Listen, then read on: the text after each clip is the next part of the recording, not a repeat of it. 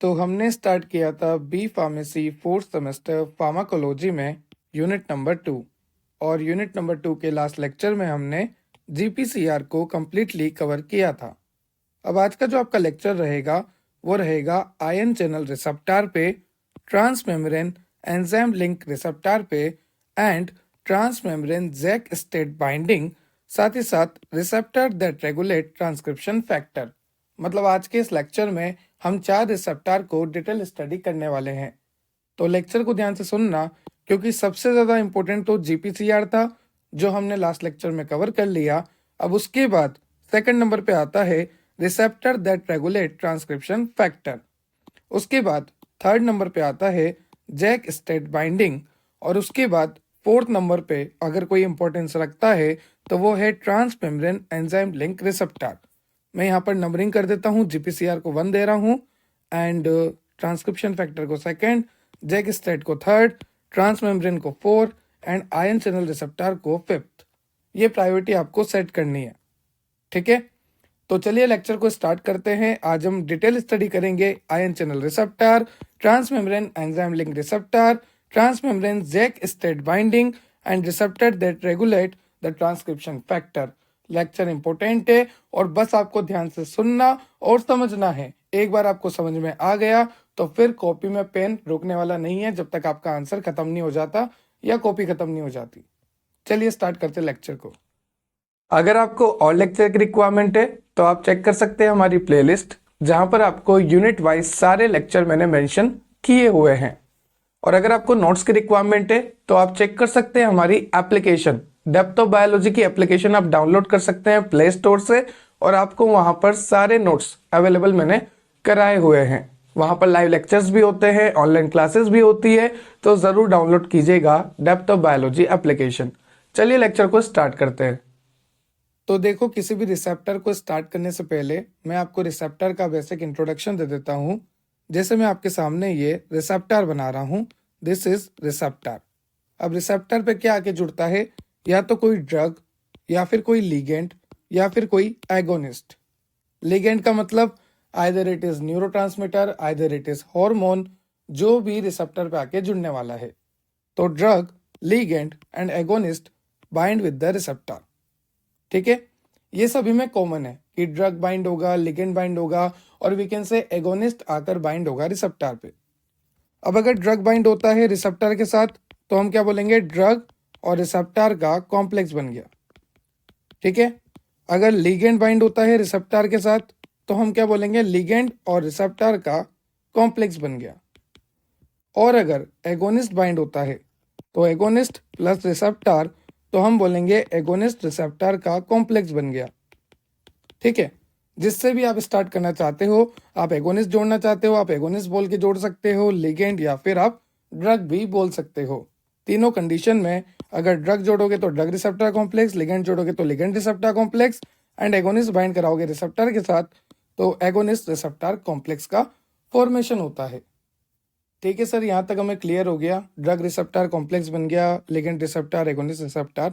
अब क्या होगा, पहली लाइन तो आपको ये लिखनी है कि ड्रग है, लिगेंड है, एगोनिस्ट है जो कि रिसेप्टर से आके बाइंड हो रहा है तो कॉम्प्लेक्स बन रहा है। और कॉम्प्लेक्स बनने के बाद क्या होता है, एक्टिवेशन ऑफ रिसेप्टर।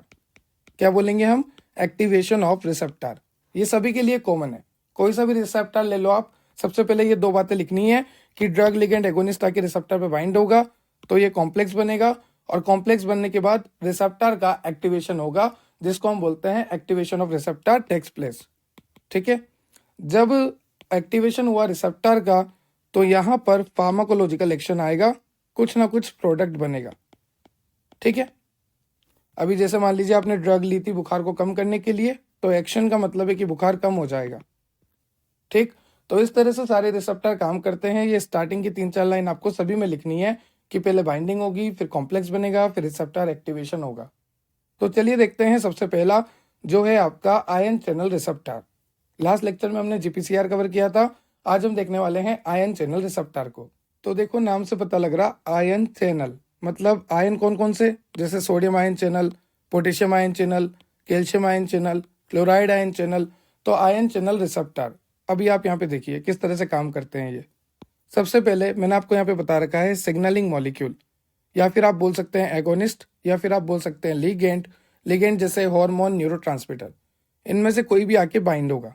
ठीक है, कहाँ पर बाइंड होगा? रिसेप्टर पे। दिस वन इज रिसेप्टर, ये रिसेप्टर है, और ये जो है सिग्नलिंग मॉलिक्यूल है, या फिर आप बोल लो एगोनिस्ट है, लिगेंड है, हार्मोन है, न्यूरोट्रांसमीटर है, ड्रग है, कुछ भी आप बोल सकते हो। ठीक है, तो ये एगोनिस्ट हो गया, लिगेंड हो गया, सिग्नलिंग मॉलिक्यूल हो गया, ड्रग हो गया, जो कि रिसेप्टर पे आके जुड़ने वाला है। अब जैसे ही ये ड्रग रिसेप्टर पे जुड़ेगा तो हम क्या बोलेंगे? ड्रग रिसेप्टर कॉम्प्लेक्स बन गया। जैसे कि मैंने आपको पहले बताया, यहाँ पर ड्रग रिसेप्टर कॉम्प्लेक्स आपको बनाना है, फिर आपको लिखना है रिसेप्टर एक्टिवेट हो गया। ये 3 लाइन तो फिक्स है। अब उसके बाद क्या होगा? जब ये इससे आके जुड़ेगा और रिसेप्टर एक्टिवेट होगा, तो आप देख सकते हैं अभी तक जो आयन चैनल बंद था, अब वो आयन चैनल जो है ओपन हो जाएगा। आप देख सकते हैं यहाँ पर ये ओपन हो चुका है। ठीक है, मैं आपको दिखाता हूँ हाईलाइट करके, ये ओपन हो चुका है। और ओपन होने की वजह से क्या हो रहा है? जो आयंस बाहर प्रेजेंट थे, बाहर को हम क्या बोलेंगे? बाहर को हम बोलेंगे ECF। ECF का मतलब होता है सेल के बाहर, एक्स्ट्रा सेलुलर फ्लूइड। तो जो भी आयंस एक्स्ट्रा सेलुलर फ्लूइड में प्रेजेंट थे, वो आयन अंदर आने लग गए हैं। और कहाँ पर आ रहे हैं? इंट्रा सेलुलर फ्लूइड में आ रहे हैं, सेल के अंदर आ रहे हैं। ठीक है सर, हमें यहाँ तक क्लियर हो गया कि जो भी आयंस बाहर प्रेजेंट थे एक्स्ट्रा सेलुलर फ्लूइड में, वो आयंस एक्स्ट्रा सेलुलर फ्लूइड से इंट्रा सेलुलर फ्लूइड की तरफ मूवमेंट कर रहे हैं। ठीक है, और ये कब हो रहा है? जब हमारा ड्रग जो है रिसेप्टर से आके बाइंड हुआ, तो ये जैसे ही बाइंडिंग हुई, रिसेप्टर जैसे ही एक्टिवेट हुआ, अभी तक जो गेट क्लोज थे अब वो ओपन हो चुके हैं। और ओपन होने की वजह से जो आयंस ECF में प्रेजेंट थे, वो ICF में आ रहे हैं। मूवमेंट हो रहा है आयन का ECF टू ICF, और we can say extracellular fluid to intracellular fluid. अब आयन कोई सा भी हो सकता है, either it is sodium, potassium, calcium and chloride. तो जिस आयन का ट्रांसफर होगा हम बोलेंगे वो आयन चैनल है। जैसे अगर सोडियम का ट्रांसफर हो रहा है तो सोडियम आयन चैनल, पोटेशियम का ट्रांसफर हो रहा है तो पोटेशियम आयन चैनल। यहाँ पर मैंने सिर्फ आयन लिखा है, आप किसी का भी एग्जाम्पल दे सकते हैं, सोडियम, पोटेशियम, कैल्शियम, क्लोराइड। और जैसा कि आप सभी जानते हैं, कैल्शियम की वजह से कॉन्ट्रेक्शन होता है। अगर आपने मसल कॉन्ट्रेक्शन पढ़ा है, unit number 3 I think, muscle contraction, human anatomy and physiology, first semester, तो वहां पर भी आपको मैंने बता रखा है कि कैल्शियम का इन्फ्लक्स होता है, और कैल्शियम जैसे ही अंदर आता है मसल कॉन्ट्रेक्शन होती है। तो ये कॉन्ट्रेक्शन वगैरह करवाने में, और भी ब्लड प्रेशर का काफ़ी रोल होता है आयंस का। तो आयंस जो है रेगुलेट करते हैं BP को, ब्लड वॉल्यूम को, ठीक है, फ्लूइड वॉल्यूम को। तो आयन चैनल रिसेप्टर जो है बहुत अच्छे तरह से हमारी बॉडी में काम करते हैं, और ये सिग्नलिंग मॉलिक्यूल जो है रिसेप्टर के साथ बाइंड होकर रिसेप्टर को एक्टिवेट कर कर इन आयन चैनल को ओपन करके आयंस को मूव कराता है एक्स्ट्रा सेलुलर फ्लूइड से इंटरसेलुलर फ्लूइड की तरफ। यहाँ तक क्लियर हो गया आपको? अब ये जो आपका रिसेप्टर आपको दिख रहा है, ये सेल सरफेस रिसेप्टर है। सेल सरफेस रिसेप्टर का मतलब मैं आपको समझाता हूँ। देखिए, अभी जो आप ये रिसेप्टर देख रहे हैं, इसे देखिए, ये रिसेप्टर इस लेयर में है। ये लेयर दिख रही है आपको, जो मैं ग्रीन कलर से हाईलाइट कर रहा हूँ? ये लेयर क्या है? ये सेल मेम्ब्रेन की लेयर है, जो कि इस तरह से होती है। इसे हम कहते हैं फोस्फोलिपिड की लेयर। ठीक है, फोस्फोलिपिड की लेयर क्यों कहते हैं? क्योंकि हमारी सेल मेम्ब्रेन जो है फोस्फोलिपिड की बनी है। तो इसी सेल मेम्ब्रेन के बीच में आपको ये रिसेप्टर दिख रहा है, that's why it is known as cell surface receptor, क्योंकि सेल की सरफेस पे है ये। और ये क्या है? फोस्फोलिपिड की लेयर है यहाँ पर। क्लियर हो गया आपको?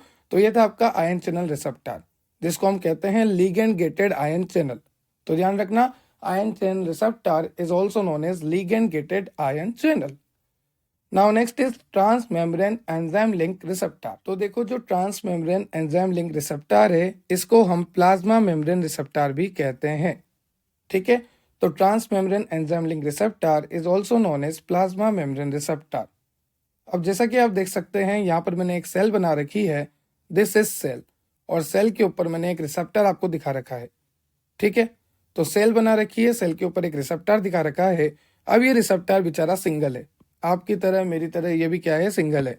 ठीक है, तो सिंगल और ट्रांस इसलिए बोल रहे हैं क्योंकि आप देख सकते हैं ये रिसेप्टर थोड़ा सेल के अंदर और थोड़ा सेल के बाहर की तरफ है। तो दिस इज ट्रांस, और मेम्ब्रेन पर है तो मेम्ब्रेन, तो सिंगल ट्रांस मेम्ब्रेन यहाँ पर चेन आपको देखने को मिलती है। तो मैंने बोला, जो transmembrane enzyme link receptor है, उसे हम कह रहे हैं कि ये सिंगल ट्रांस मेम्ब्रेन चेन का बना है, क्योंकि आपको ये दिख रहा है कि ये सिंगल है रिसेप्टर। साथ ही साथ ये एक प्लाज्मा मेम्ब्रेन रिसेप्टर है, क्योंकि ये प्लाज्मा मेम्ब्रेन पे प्रेजेंट होता है। ठीक है, अब ये रिसेप्टर काम कैसे करता है इसको ध्यान से सुनना। जैसा कि मैंने आपको पहले ही बताया, सेल के बाहर का फ्लूइड होता है एक्स्ट्रा सेल्युलर फ्लूइड और सेल के अंदर का फ्लूइड होता है इंट्रा सेल्युलर फ्लूइड। तो सबसे पहले होगा क्या, ये जो सिग्नलिंग मॉलिक्यूल है, दिस इज सिग्नलिंग मॉलिक्यूल, और we can say agonist, we can say drug, और we can say ligand, neurotransmitter, hormone, ये जो भी है ये बाइंड होगा रिसेप्टर से। तो ये आपको रिसेप्टर दिख रहा है, दिस वन इज रिसेप्टर। तो ये सिग्नलिंग मॉलिक्यूल बाइंड होता है रिसेप्टर से। अब जैसे ही सिग्नलिंग मॉलिक्यूल रिसेप्टर से बाइंड होगा तो हम यहाँ पर कहेंगे कि कॉम्प्लेक्स बना है, और कॉम्प्लेक्स बनने के बाद हम बोलेंगे कि रिसेप्टर का एक्टिवेशन हुआ है। अब रिसेप्टर जैसे ही एक्टिवेट होगा, यहाँ पर क्या होता है ध्यान से सुनना। जैसे ही ये रिसेप्टर एक्टिवेट होगा, अभी तक ये रिसेप्टर एक सिंगल था, इसे हम कहते थे मोनोमर, क्योंकि ये अलग से खड़ा था। पर जैसे ही यहाँ पर ड्रग आके बाइंड होती है, ये मोनोमर रिसेप्टर जो है पास आने लगता है और ये दोनों आपस में जुड़ जाते हैं। ठीक है, अभी तक ये अकेला था, इसको हम मोनोमर बोलते थे। पर जैसे ही इस रिसेप्टर के ऊपर मॉलिक्यूल आके अटैच हुआ, ड्रग आके अटैच हुआ, ये रिसेप्टर एक्टिवेट हो गया और इस रिसेप्टर ने डाइमर बना लिया। तो अभी तक जो मोनोमर था अब वो डाइमर बन चुका है। ठीक है, डाइमर कब बना, जब रिसेप्टर का एक्टिवेशन हुआ। और रिसेप्टर कब एक्टिवेट हुआ, जब ये सिग्नलिंग मॉलिक्यूल या फिर ड्रग जो है रिसेप्टर के पास आया, रिसेप्टर का कॉम्प्लेक्स बना, रिसेप्टर एक्टिवेट हुआ। तो रिसेप्टर के एक्टिवेट होने की वजह से अभी तक ये जो इनएक्टिवेट था, अब ये एक्टिवेट हो चुका है और ये दोनों पास आ चुके हैं। तो हम यहाँ पे बोलेंगे अभी तक तो ये मोनोमर था, एक सिंगल था, पर अब ये पास आने के बाद डाइमर बन चुका है। ठीक है, तो ये बात ध्यान से क्लियर हो गई आपको कि सिग्नलिंग मॉलिक्यूल रिसेप्टर से जुड़ा, रिसेप्टर का कॉम्प्लेक्स बना, रिसेप्टर एक्टिवेट हुआ, उसके बाद ये जो इनएक्टिव था वो एक्टिव हो गया, और वीकेंड से ये जो मोनोमर था ये डाइमर में बदल गया। ठीक है, जो ये सिंगल था एक, ये दो में बदल गया। अभी ध्यान से सुनो, जो आपका इंट्रासेलुलर फ्लूइड है, मतलब जो सेल के अंदर का फ्लूइड है, वहां पर आपको कुछ प्रोटीन्स है और कुछ एंजाइम है। ध्यान से सुनना, जो इंट्रासेलुलर फ्लूइड है वहां पर आपको कुछ प्रोटीन है, कुछ एंजाइम है, और ये प्रोटीन और एंजाइम एक्टिवेट हो जाते हैं। कब एक्टिवेट होंगे, जब ये रिसेप्टर एक्टिवेट होगा। तो रिसेप्टर के एक्टिवेट होने से, यहाँ पर डाइमर फॉर्मेशन होने से, जो इंट्रासेलुलर फ्लूइड में जो प्रोटीन है, जो एंजाइम है, वो एक्टिवेट हो जाते हैं। और अगर प्रोटीन और एंजाइम एक्टिवेट होता है तो फार्माकोलॉजिकल एक्शन आएगा, क्योंकि प्रोटीन ही रेस्पॉन्सिबल रहता है। चलिए मैं आपको बताता हूँ। सबसे पहले नीचे से देखिए, यहाँ पर मैंने लिखी है theory. Agonist bind with receptor, agonist receptor का कॉम्प्लेक्स बन गया, उसके बाद रिसेप्टर का एक्टिवेशन हो गया, उसके बाद जो इनएक्टिव था वो एक्टिव हो चुका है। इनएक्टिव कैटालिटिक डोमेन जो है एक्टिव हो चुका है, जैसे कि मैंने आपको बताया था, इनएक्टिव से ये एक्टिव हो चुका है। और वीकेंड से जो अभी तक मोनोमर था, अब रिसेप्टर के साथ एक्टिवेट होने के बाद वो डाइमर बन चुका है। आप देख सकते हैं, जो अभी तक मोनोमर था अब वो डाइमर बन चुका है।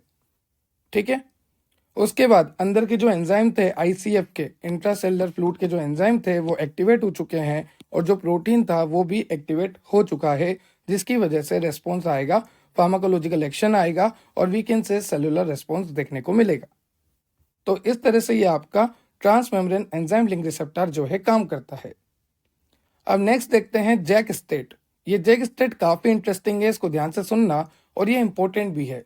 देखो, इसका पूरा नाम है ट्रांसमेम्ब्रेन जैक स्टेट बाइंडिंग।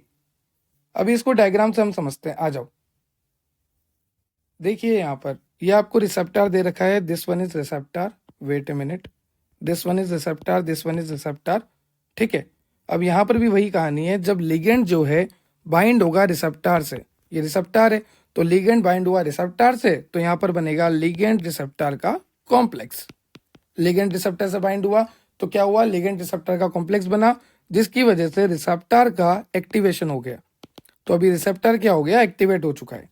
ठीक है, एक्टिवेट कब हुआ, जब लिगेंड आके उस पर बाइंड हुआ, तो रिसेप्टर का एक्टिवेशन हुआ। और जैसा कि आपने पहले डायग्राम में भी देखा था कि जब यहाँ पर इसका एक्टिवेशन हुआ था तो ये डाइमर बन गया था। तो यहाँ पर भी आप देख सकते हैं, जब इसका एक्टिवेशन हुआ तो ये दोनों पास में आ गए और आपस में बहुत ही पास आ गए। ठीक है, अब यहाँ पर ये एक्टिवेशन दर्शाता है, क्या शो करता है, ये एक्टिवेशन शो करता है कि अभी तक जो मोनोमर था अब वो डाइमर बन चुका है, मतलब यहाँ पर रिसेप्टर का एक्टिवेशन हो चुका है। ठीक है, अब रिसेप्टर के एक्टिवेट होने के बाद क्या होता है, आपके आईसीएफ में जो आपका इंट्रासेलुलर फ्लूइड है, जो आपके सेल के अंदर है, वहां पर जैक नाम का एंजाइम होता है। क्या नाम का एंजाइम होता है? जैक। ये कप्तान जैक स्पैरो नहीं है, ये सिर्फ जैक नाम का एंजाइम है। और ये जैक नाम का एंजाइम जो है इस रिसेप्टर के साथ आके जुड़ जाता है। इसकी एफिनिटी बढ़ जाती है जुड़ने की जब रिसेप्टर एक्टिवेट होता है। तो सबसे पहले आई रिपीट कि सबसे पहले जो लीगेंड है वो रिसेप्टर से जुड़ता है, जिससे रिसेप्टर का एक्टिवेशन होता है और ये दोनों पास आ जाते हैं। उसके बाद जो अंदर हमारे आईसीएफ में इंट्रासेलुलर फ्लूइड में जो जैक नाम का एंजाइम प्रेजेंट होता है, वो जैक नाम का एंजाइम जो है आप देख सकते हैं इस रिसेप्टर के साथ जुड़ जाता है। सबसे पहले क्या होगा? जैक नाम का एंजाइम जो है रिसेप्टर के साथ जुड़ेगा। उसके बाद क्या होगा? इस जैक नाम के एंजाइम का फॉस्फोराइलेशन होगा। फॉस्फोराइलेशन क्या होता है? फॉस्फोराइलेशन का मतलब होता है फॉस्फेट का अटैचमेंट। तो आप देख सकते हैं यहाँ पर फॉस्फेट अटैच हो चुका है। ठीक, लिगेंड आया, रिसेप्टर से बाइंड हुआ, रिसेप्टर का एक्टिवेशन हुआ, इन दोनों का डाइमर बना। उसके बाद जेक आके अटैच होता है रिसेप्टर से, फिर जेक का फॉस्फोराइलेशन हो जाता है। फॉस्फोराइलेशन का मतलब होता है कि जेक जो है अब फॉस्फेट के साथ अटैच है। अब जेक के मजे हो गए तो अंदर एक प्रोटीन भी होता है जिसका नाम होता है स्टेट। ये स्टेट क्या होता है? एक प्रोटीन होता है। वो देखता है कि यार ये जेक तो बड़े मजे ले रहा है, सबसे पहले ये रिसेप्टर के साथ जुड़ गया, फिर इसके फॉस्फेट ग्रुप भी जुड़ गए। तो स्टेट सोचता है क्यों ना मैं भी जुड़ जाऊं और मेरे भी फॉस्फेट लगवा लूं। तो फिर क्या होता है? स्टेट जेक के साथ आके जुड़ जाता है। जैसा कि आप देख सकते हैं दिस इज स्टेट, और ये किसके साथ जुड़ा है? जेक के साथ जुड़ा है। तो यहाँ पर स्टेट जो है जेक के साथ जुड़ जाता है। फिर यहाँ पर इसका भी फॉस्फोराइलेशन हो जाता है। क्या हो जाता है? स्टेट का भी फॉस्फोराइलेशन हो जाता है। अब जो बच्चे कंफ्यूज है कि स्टेट क्या है, तो स्टेट एक फ्रीली प्रोटीन है जो कि मिलता है हमारे इंट्रासेलुलर फ्लूइड में, और ये देखता है कि यार जेक की जिंदगी तो सेट हो गई, जेक तो रिसेप्टर से जाके एक्टिवेट हो गया, अटैच हो गया, और उसका फॉस्फोराइलेशन भी हो गया। तो ये सोचता है स्टेट क्यों ना मैं भी जाके अटैच हो जाऊंगा, फॉस्फोराइलेशन करवा लूं। तो ये स्टेट भी आके अटैच हो जाता है और ये भी खुद का क्या करवा लेता है? फॉस्फोराइलेशन करवा लेता है। पर ये स्टेट बड़ा समझदार और मतलबी रहता है। ये स्टेट वापिस यहां से हट जाता है। ठीक है, ये आता तो सिंगल है, ये स्टेट सिंगल आता है, पर यहां से ये हटता है जब डाइमर की फॉर्म में हटता है। और ये स्टेट जो है पहले से ही फॉस्फोराइलेटेड हो जाता है यहाँ पर।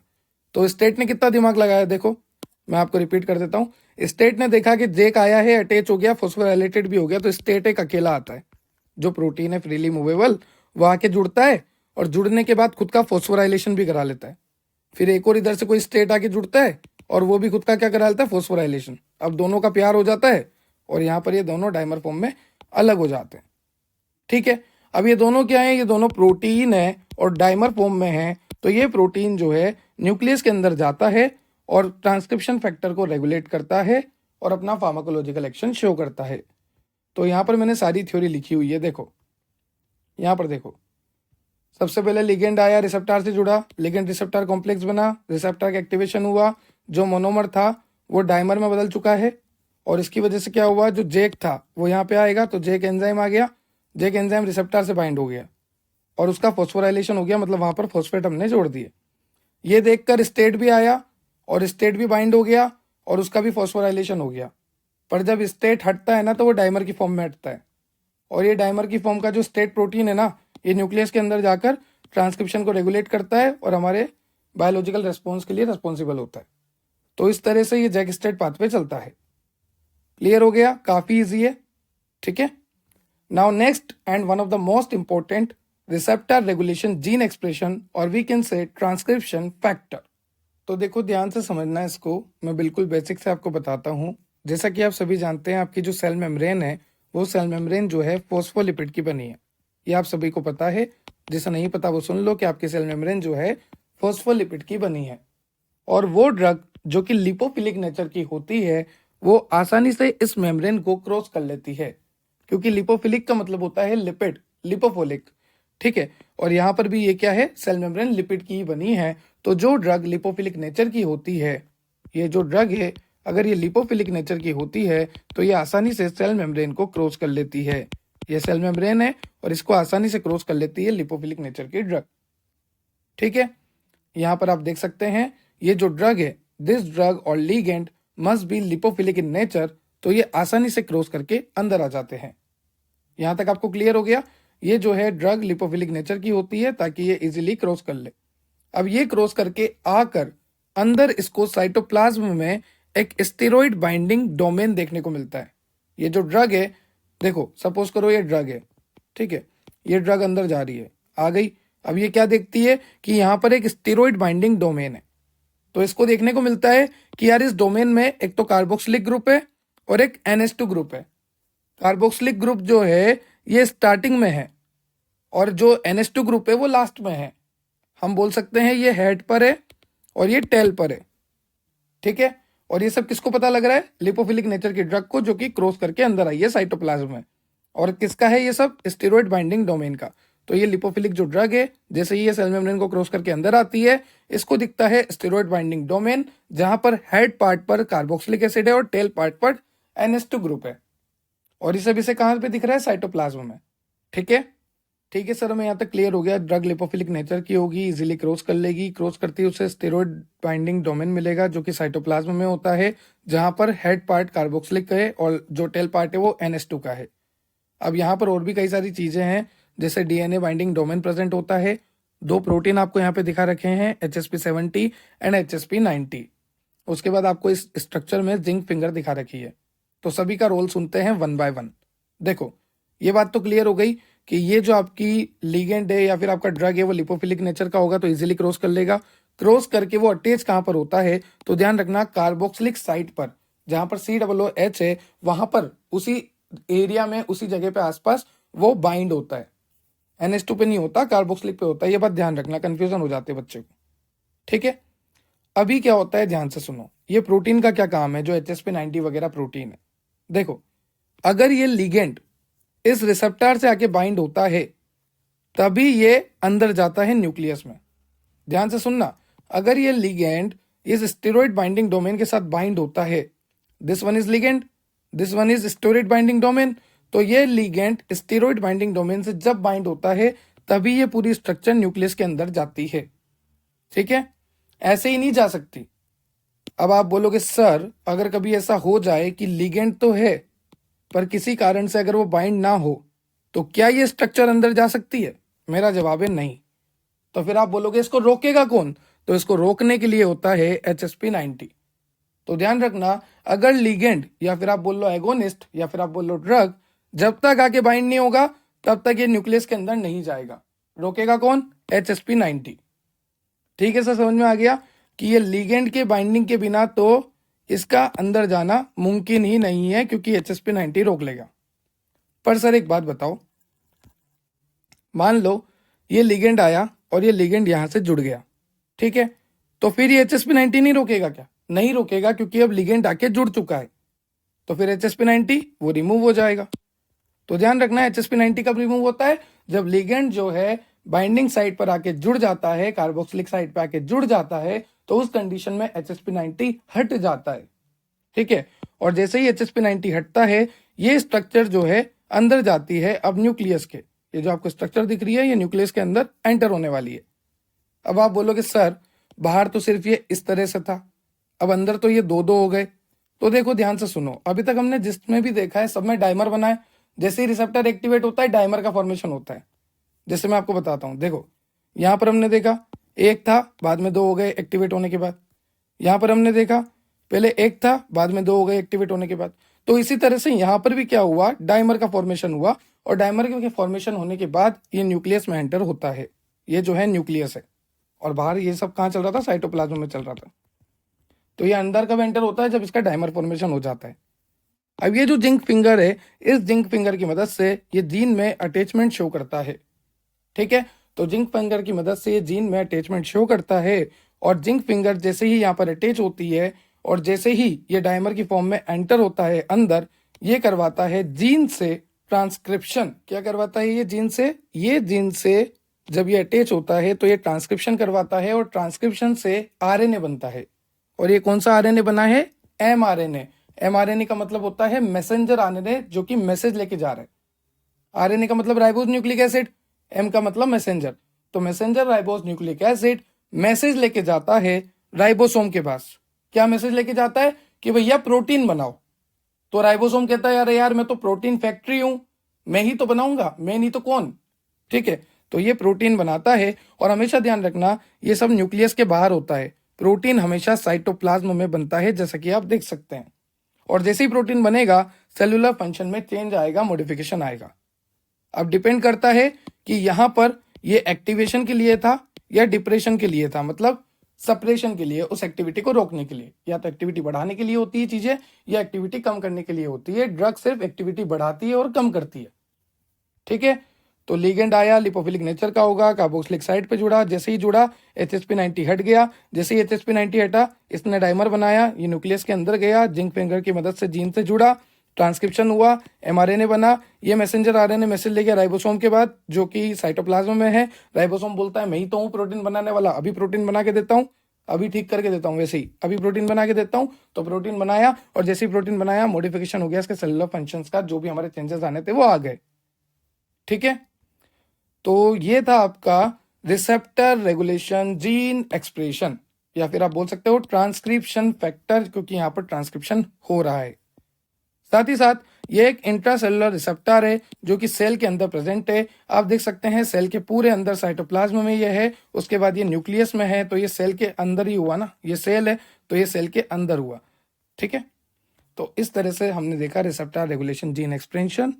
आई होप आपको क्लियर हुआ होगा। इससे पहले हमने देखा था transmembrane JAK STAT binding, इससे पहले हमने देखा था transmembrane enzyme link receptor, और इससे पहले हमने देखा था आयन चैनल रिसेप्टर, और लास्ट लेक्चर में हमने GPCR को कवर किया था।